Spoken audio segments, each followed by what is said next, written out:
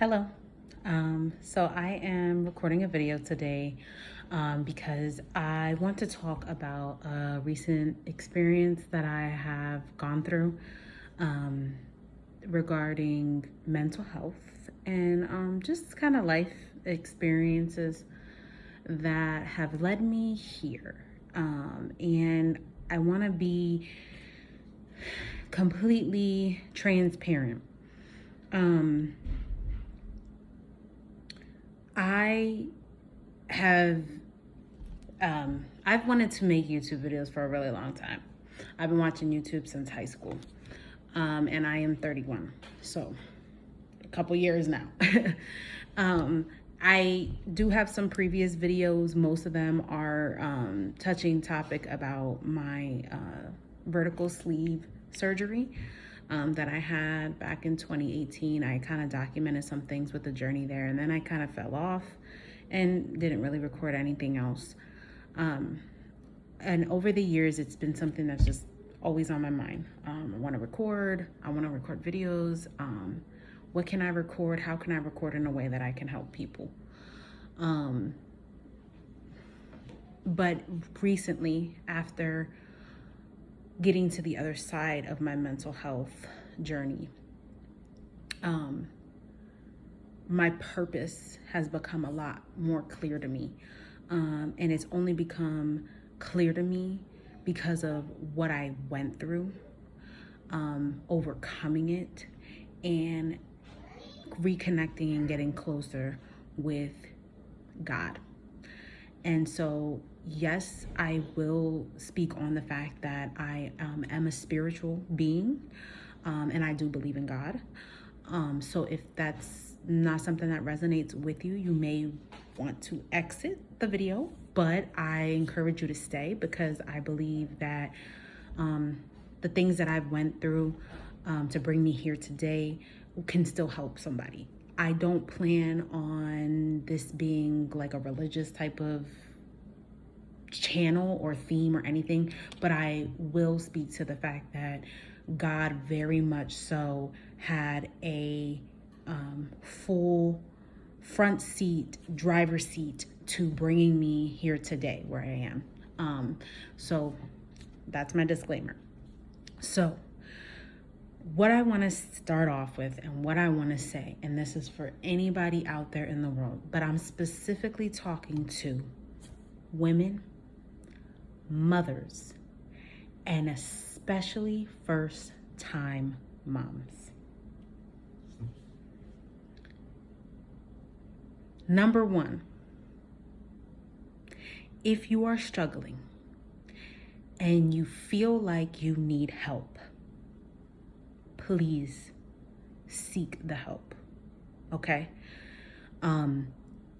If you're blessed enough to be able to have health insurance or to afford to pay for therapy, please today start your journey in finding somebody who you can get professional help from. Some people can overcome things on their own, but there are people out there in the world and resources that have been created to be able to help you when you cannot help yourself. Stop trying to figure it out on your own. Stop trying to diagnose yourself on your own. And also make peace, please, and this is important.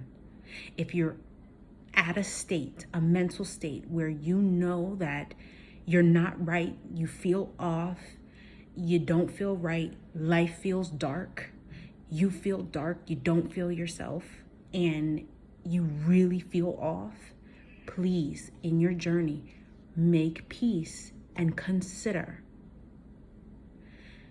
that you may need some assistance from medication, okay? There is nothing wrong with needing to be on medication in order to help you rebalance yourself. Mental health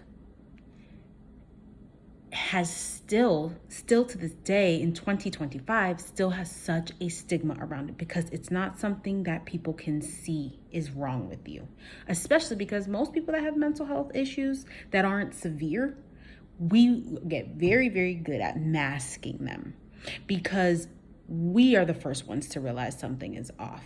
And so we try to cover it up as much as we can so that we continue to show up and appear normal and like everything is okay until it's not. Okay? So that's number one.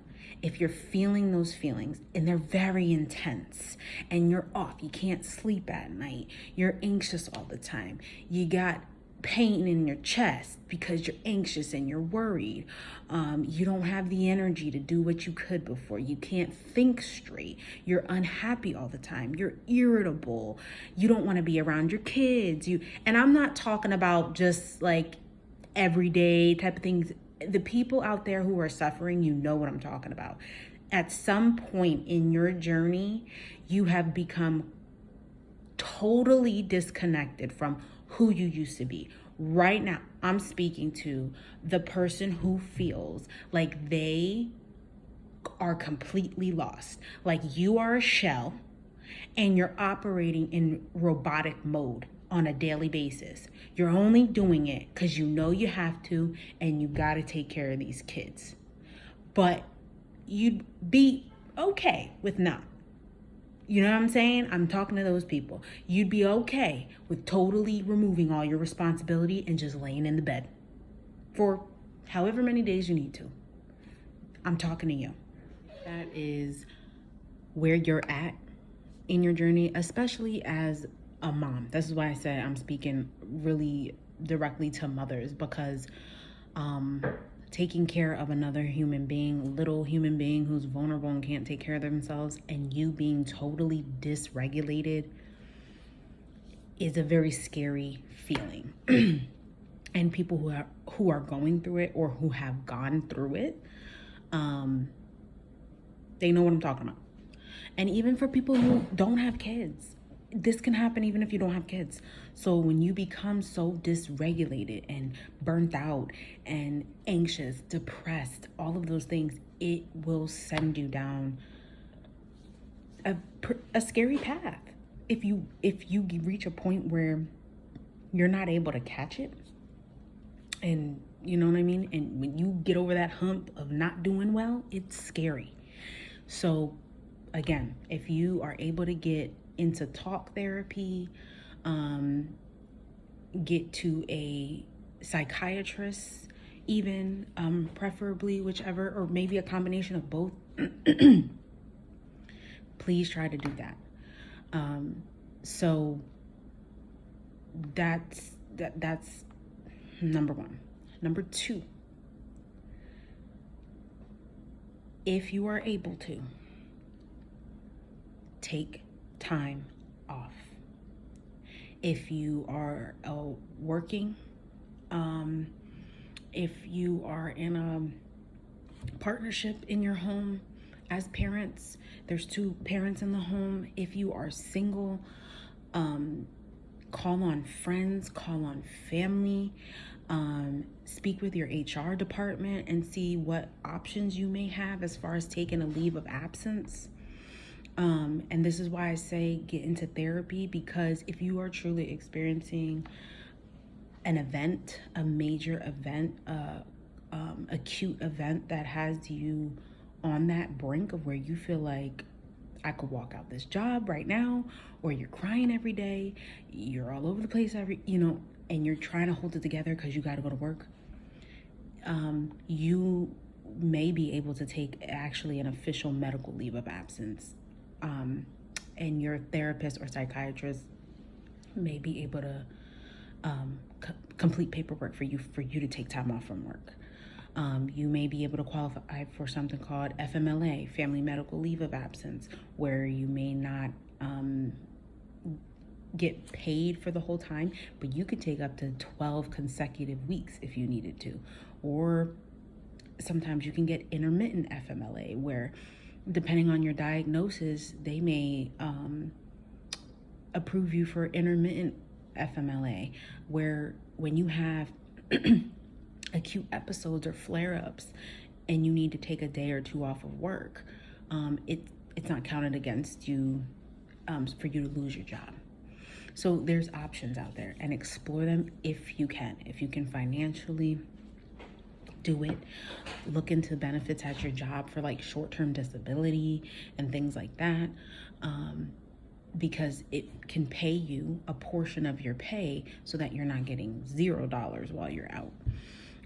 Or you can plan with your savings or something. Just explore that. Take that time off. You need a break. And you need to take that break before you become so unstable that you're forced to, or you lose your job, or something of that nature. Listen to yourself in this moment, because your body is telling you something is wrong. Your mind is, your heart, your soul, your body, it's all telling you that it's time to take a break. And if you are somebody who believes in God, you really need to get to a place where you can take time to be uninterrupted and quiet, so that you can pray however you pray, whether that's out loud, internal. I personally am a writer. I like to write my prayers. I like to journal to help clear out what's going on in my head. And that is how I pray to God.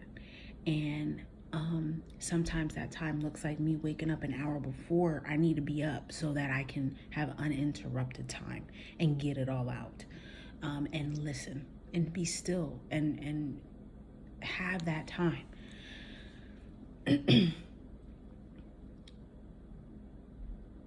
Do not feel ashamed if you are going through something like this right now. Talk to the people that you are closest to. Let them know you're struggling. People will help you. People will help you, but they're not gonna reach out and help if they don't know that something is wrong. You could be feeling so terrible inside that you feel like it's so obvious to other people, and other people cannot even recognize that there's an issue. Or when you're saying stuff, they may think it's on a mild scale and not realizing the magnitude of what you're feeling inside. Find somebody that you trust, that you feel safe with, and let it out. Be honest, be truthful, even if you have to tell them about feelings or thoughts that might be a little scary to admit to yourself and out loud, but somebody needs to know so they can help you and give you support and encouragement, and also give you a glimpse into the reality, because what you're feeling is a reality for you. However, sometimes we need other people's perspective to bring us back to center, to realize that, yes, what I'm experiencing right here in this moment right now feels unbearable. But if I'm gonna overcome it, I gotta focus on these things that I can look at as positives to bring me up into the other side, along with the help. Back to getting the help and the medication. And I say this because I myself did this. And I started on medication that I had taken before in the past, because that's what I knew. I got in quick. I went to my family doctor. I started therapy. I was on anxiety medicine. I was on insomnia medicine. And then I finally saw a psychiatrist because I just felt like I wasn't doing well. The anxiety came down, but it was still there to a level that I didn't like. And then I felt like my anxiety was starting to creep back up again. So I said, you know what? I'm going to see a psychiatrist. I'm going to have them evaluate me for my depression and see if maybe there's something else that I can try. I did that, and my psychiatrist started me on a medication called Zoloft. So prior to seeing her, I was taking Boost Bar for anxiety twice a day, Trazodone to help me sleep every night. She started me on Zoloft. I am now only on Zoloft. I had a breakdown after I saw her, because I was at a point where I now needed depression medicine, anxiety medicine, sleep medicine, and I felt terrible. I wanted to throw it all away. I wanted to walk away from everything. I wanted to walk away from my job. I wanted to be able to walk away from my responsibilities in my family. I didn't want to leave them. I didn't want to get rid of them. But I was feeling so out of control and dysregulated that I dreamed and longed of just being somewhere where nobody could talk to me, touch me, see me, bother me, be near me, nothing. I wanted to go be on an island somewhere or in the woods, in a cabin, and not talk to a soul. A soul. I mean, no one. Not even my own husband. I didn't want to talk to any. I was getting so tapped out. And I broke down because I was like, how did I get here? How did I get here? I'm on all these medications. Everything is so overwhelming, so overbearing. I just don't understand. And the medication Zoloft takes a couple weeks to kick in. After about a week and a half on the medication, actually after about 4 days of starting it, I stopped taking my morning dose of my anxiety medicine because I felt like I was clenching my jaw a lot, which is something that can happen. Then after about a week and a half, I stopped taking my second dose of anxiety medicine, and I stopped taking my trazodone to help me sleep. And as the days progressed, my brain got clearer. My mood got better. My energy got better. I was waking up feeling like I didn't have the weight of the world on my shoulders. I was happy again. That was the big thing for me. I was happy again, and I felt so calm.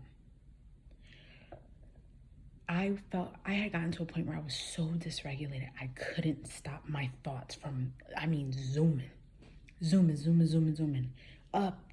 Like it felt like this, just all the time. And I finally was reaching a point where things felt organized again. My kids were still my kids. They were doing kid things. They were driving me crazy, but I was able to respond appropriately. I didn't have that high sense of irritability. Or anger and frustration, and so please do not be scared to get that help, because you will be surprised at what even the therapy can do for you. Talking it out and being able to connect the dots of why things feel a certain way, or having that validation. Because for me, I felt like, oh my God, I'm just failing. Like I'm doing terrible. Why can't I do well at this? Like, what is wrong with me? I started going to therapy, and I had moderate to severe anxiety, depression, and burnout. And when I seen my psychiatrist, she diagnosed me with major depressive disorder.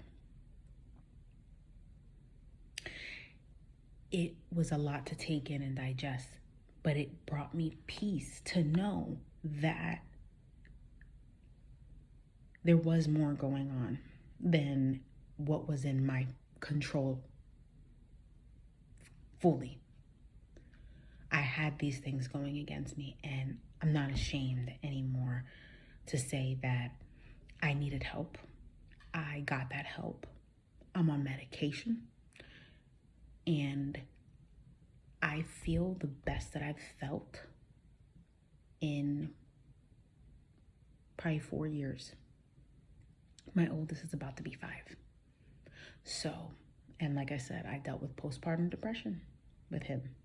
Then I overcame that, and I was doing good for a while. And then anxiety came back. And so it's been a long road. And there's been a lot of things that piled up to get me to this point. But this was a moment not only for me, but this was a moment for me to experience so that I could share it with the world and help somebody.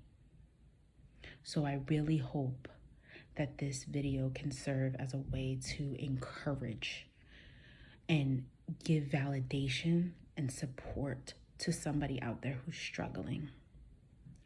And if I can help in any way, I want to keep helping people. Leave a comment if you have questions, or you just want to talk.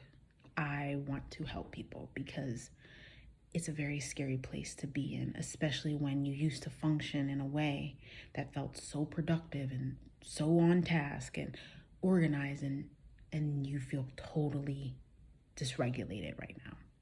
I want to help. I want to try to guide people the best that I can. So do not be a stranger. Leave a comment, reach out, and there will be more content to come.